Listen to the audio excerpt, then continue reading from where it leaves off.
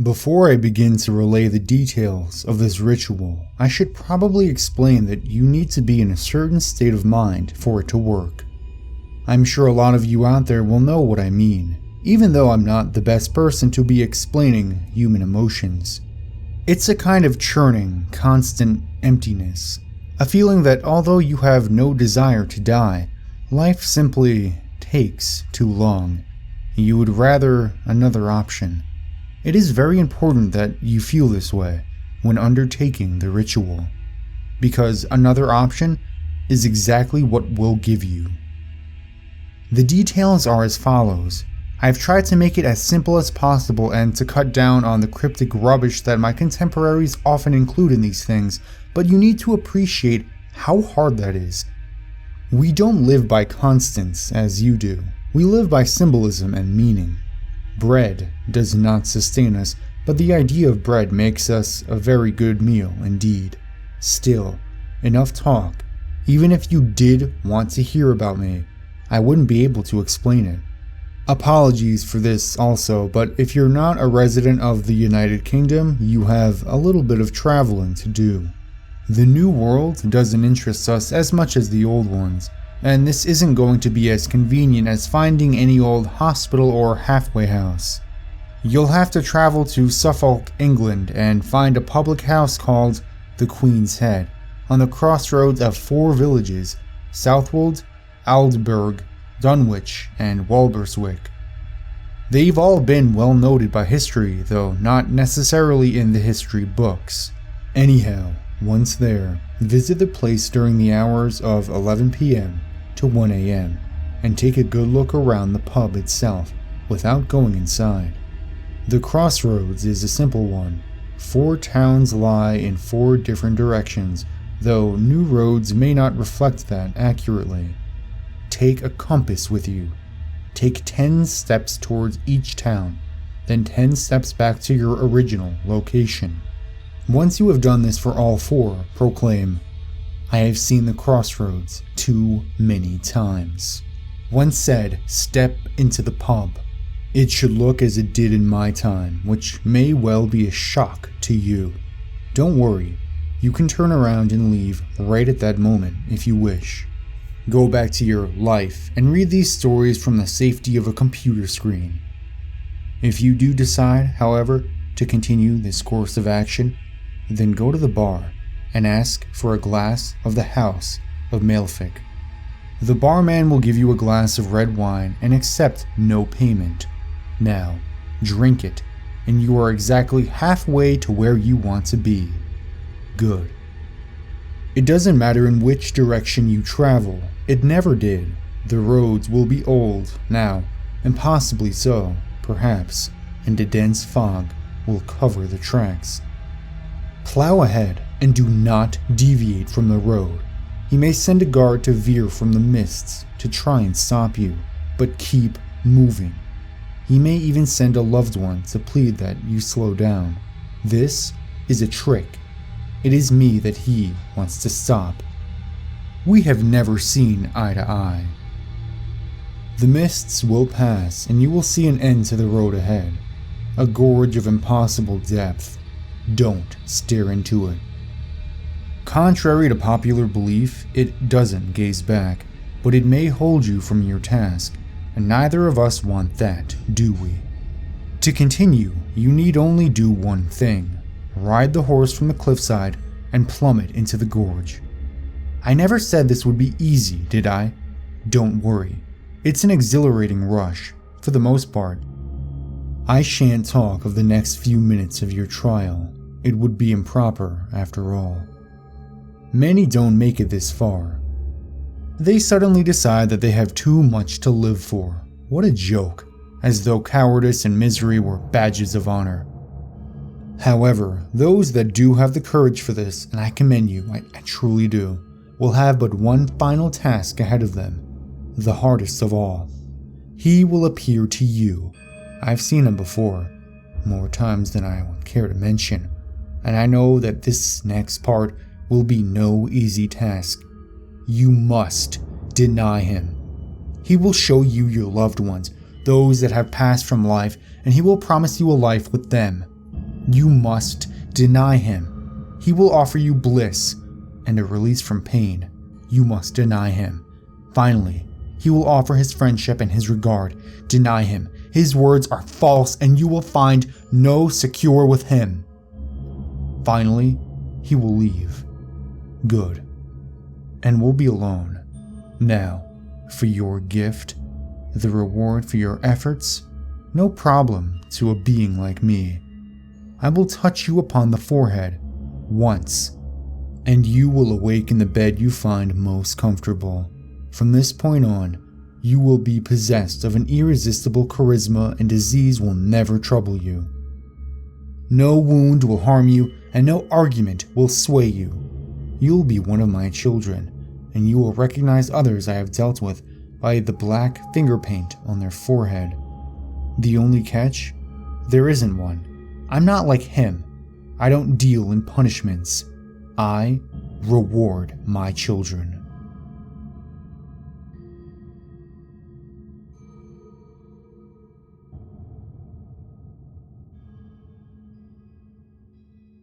My mother watches my kids while I work. Thomas, 4, and Rose, 6. She lives only 5 minutes away, and my kids have a close bond with her and my dad. She determined, after a few years of me shuttling back and forth to daycare, that she would rather retire and make them her full-time job. When my parents go out of town, we take their dog, Mia.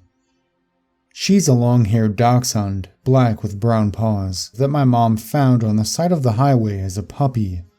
Although she always professed she didn't like small dogs, she was mourning the loss of our black lab only a few months prior, and she brought Mia home to fill the void. She always said she was meant to find her. The thing you have to understand about this dog is that while she is 100% submissive to my parents, siblings, and my family, she is extremely protective of all of us. She sits next to doors, waiting for my kids to enter the house first, and patiently waits for her to return to have dinner. Next to Tommy's chair, of course, in case he drops something. In contrast, when my husband's father plays with them, tickling and throwing them in the air, we have to crate her because she thinks that he is attacking them. Just about anything in her yard prompts a vicious response, and typical for dachshunds, she doesn't seem to know or care that she is sometimes smaller than the object of her aggression. There is no doubt in my mind that she would attack a bear before letting it get near her kids. She seems happy knowing her place at the bottom of the pack. She's well fed, a little lazy, and her favorite position is draped across my daughter's stomach, napping while Rose watches TV. You may wonder why I'm bothering to tell you all of this, but it is important. I don't know how my mom saw a tiny black furry thing on the side of the highway or why she stopped to check it out. I don't know why they decided not to bring her to the beach with them this weekend as they normally would, only that they asked if we could take her. I do know that we spoil her, and even though she sleeps in a crate at home, we let her sleep with the kids when she's here. Thank God we do. It was around 3 a.m. when I woke up and padded to the bathroom, hoping that I wasn't heading into a bout of insomnia. Usually, before going back to my room, I'll pop into the kids' rooms, turn them right side up, fix thrown around blankets and things like that. My house is small, a ranch just big enough for all of us. The bathroom is across the hall from my son's room. Next to his room is ours, with my daughter's across from that. The first thing that I noticed through the sleepy haze was that my son's window shade was blowing gently. We had closed all of the windows earlier to turn on the air conditioner, but I thought to myself that he must have opened it. All of our windows have a safety feature, 2 plastic pieces that we can pop out on the upper frame that only allow the window to open 3 inches. It stops curious children from falling out and anyone from breaking in. I always keep these engaged on the kids' windows. My son was always sprawled sideways, his head resting on the bumper of his bed with one foot on the pillow and the other propped up on the windowsill. His stuffed Tigger was tucked in one arm, his blanket in the other. Dinosaurs and other toys were strewn all over his bed, evidence that he'd not gone right to sleep that night. I paused for a moment to watch him sleep in his ridiculous way before fixing everything. They only stay little for a minute, you know. As I watched him sleep, the shade over the window slowly moved. I should have moved more quickly, I know, but in the middle of the night when your brain is half asleep, reaction times aren't quite up to par. Honestly, my first thought was that I must be asleep, having a nightmare. As I stood there in growing terror, a long, pale limb reached under the shade toward him. An arm, extremely thin, with long fingers but not quite human. It was too long to be human. It grazed his stomach, still pudgy with the remnants of toddlerhood, and slowly started to wrap around one little leg. It was at this point that I snapped out of my stupor, nightmare or not. Nothing was going to pull my baby out of his bed. Before I made it to bed, though, a little black form came tearing from Rose's room across the hall, with a snarl bigger than her size. Mia latched onto the arm that held Tommy's leg and fiercely shook her head, tearing into the white flesh. With a noise somewhere between a screech and a scream, the creature outside the window yanked its arm back outside. Mia followed the retreating appendage, scrabbling at the windowsill as if trying to dig through it, jamming her head through a little gap. Luckily, she couldn't fit. It was a 6-foot drop on the other side. Barking and snarling like a dog possessed, she tried to reach whatever it was on the other side. As I gathered my son into my arms, terrified and screaming for my husband, I tried to pull her back into the room. Joe came stumbling into the room, reacting both to my screams and the dog barking. I heard Rose start crying across the hall. I abandoned Mia, pulling a thoroughly confused Tommy out of his bed and running to Rose's room, where I scooped her up too. I put them both on the floor at the foot of my bed, far from both windows in my room, and made sure both were locked. Joe kept asking what happened, and between sobs I explained that there was something outside that tried to take Tommy. He was holding Mia, who was squirming and growling. At first, he tried telling me it was just a dream, but it was hard to deny that something real happened. The dog was still barking. She finally tore free from his arms and took off toward the opposite side of the house. Joe told me to stay with the kids and went in the closet safe for his gun. He doesn't really keep it for home defense as much as for a hobby, being that it takes him a minute to get it out, but I was glad he took the minute to take it. He disappeared into the hallway, and once he was past the faint nightlight in Tommy's room, he was gone into the dark. The dog was still barking. Long minutes passed. I could hear Mia run from the front door to the back, then to the window in the kitchen, then to the one by the table. Listening to her path, I realized whatever she heard was slowly circling the house. Next to the bathroom, then Rose's room. Finally, she ran into our room, and knowing we were close to whatever was outside intensified her aggression. The kids cried, and I tried to muffle the sound without smothering them, telling them that everything would be fine. Joe stood at the door, pointing the gun at the window that Mia was currently launching herself at. I heard shuffling, scratching, the sound of the screen being pulled out of the window. "Don't shoot through the window," I begged Joe as loudly as I dared, fearing that if the glass was broken, it would just come inside. Joe remained silent, motionless, finger on the trigger.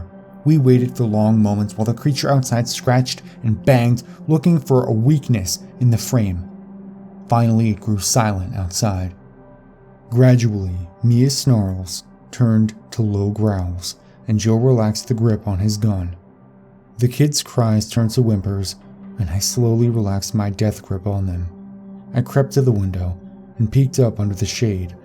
We live very close to the center of town and to the highway, and as such, even on moonless nights, there is a soft glow over the trees from the lights. It's not great for star watching, but it is comforting to me that it is never pitch black outside. Except tonight.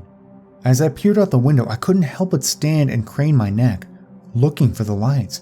The only reason they would be out is a power outage, and we were on the same grid, so that couldn't be it. The highway put out no light as well.